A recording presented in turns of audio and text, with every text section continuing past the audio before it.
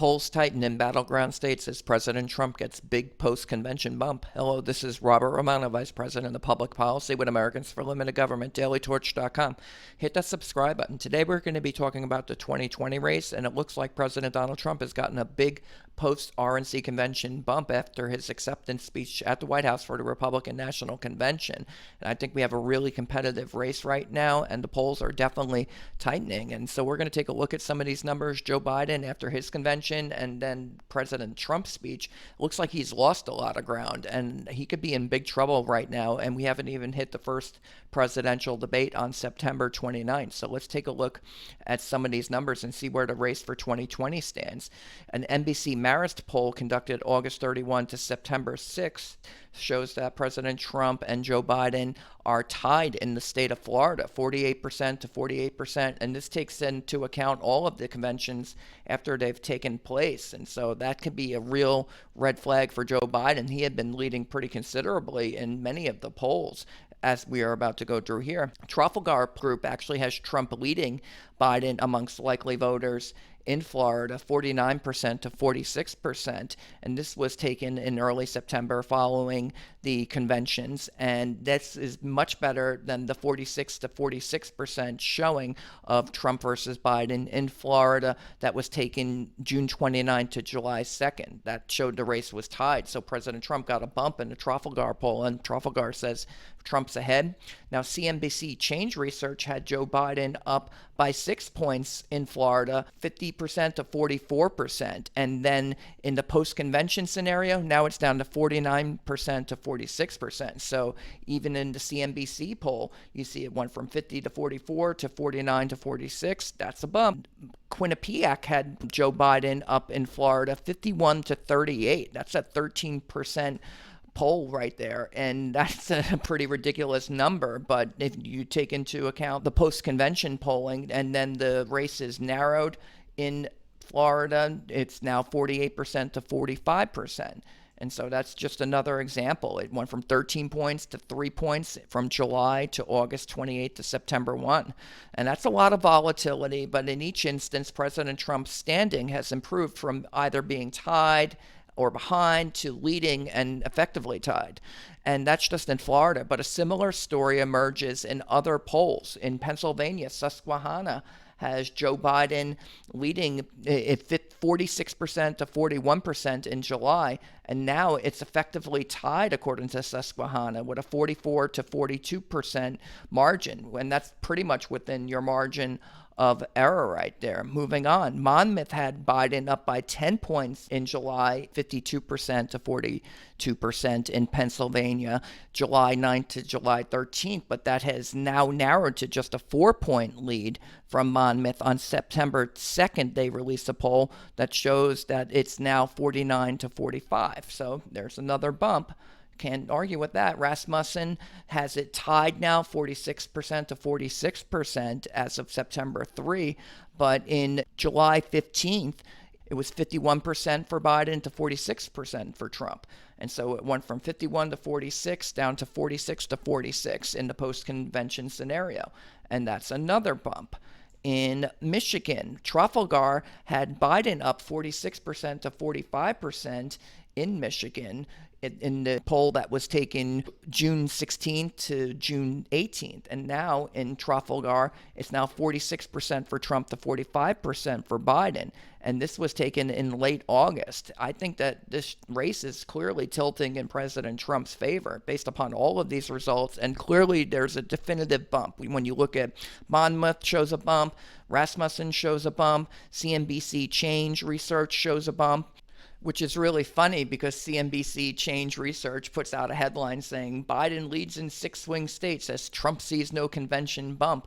But the CNBC-Change Research shows that there clearly was a bump. It went from a 6-point lead in Florida down to a 3-point lead in Florida following all of the acceptance speeches. So I don't know what the heck they're talking about there. And just like that, not unlike 2016 when President Trump won, despite the polls saying that he was losing, I think that we're seeing a clear shifting of the race into President Trump's favor. And in the 2016, the polls were wrong. That made Nate Silver's 538 model wrong. He depended upon state polling being accurate, showing that Hillary Clinton was going to win all of these swing states, and she didn't win those swing states. She lost in Michigan, Pennsylvania, Wisconsin, Florida, North Carolina.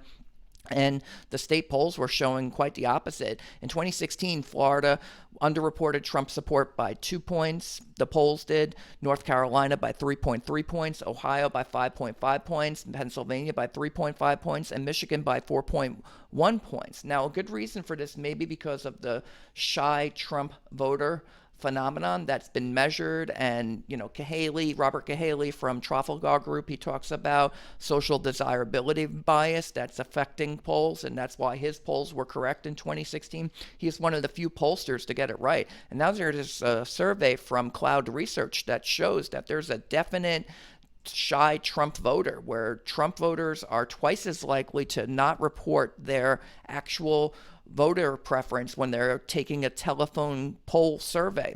10.1% of Trump supporters said they were likely to be untruthful on phone surveys versus 5.1% for Biden supporters. So any polls we're seeing right now, you should probably be handicapping them.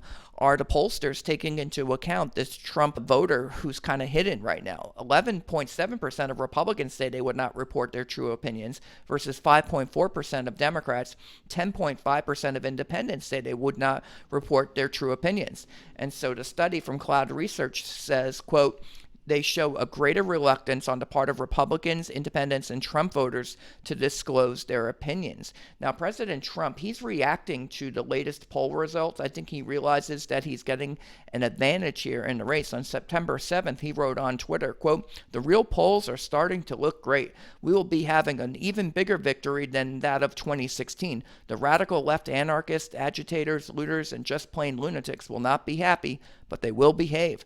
President Trump, I think he's beginning to press the incumbency advantage as we wind on down towards the end of the race here. And we still have some debates to go. I think that the rioting in the inner cities is going to play big time. I think we've seen Joe Biden begin to shift his public stance on this.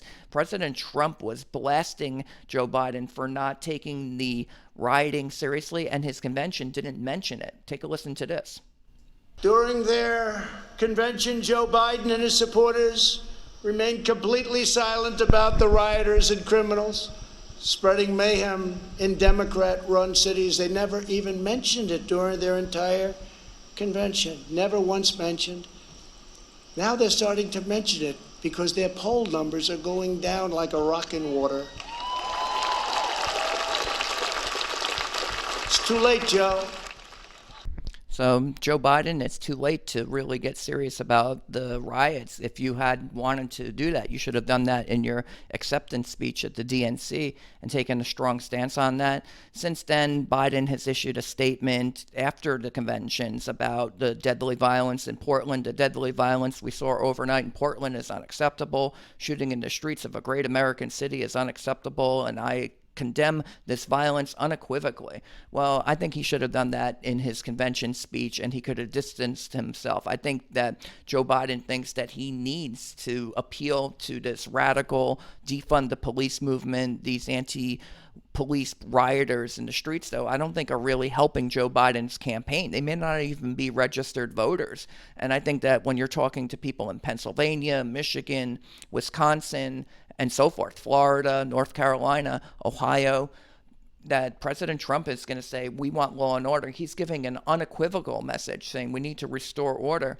And Joe Biden's saying, well, the rioters are correct about some things, but he condemns the violence now. Well, he should have said that nationally when he had a big spotlight and tens of millions of people watching him in his acceptance speech. And I'll leave you with the close here. Meaning, following Biden's lackluster virtual convention and Trump's triumphant celebration of his first term in office at the White House last month, plus the ongoing anti-police riots in American cities, Biden has definitely lost ground as President Trump's re-election bid gains momentum. Stay tuned. This is just getting interesting. That's the commentary. This is Robert Romano, Vice President of Public Policy with Americans for Limited Government, dailytorch.com. Hit that subscribe button, ring the bell for notifications, and have a good day.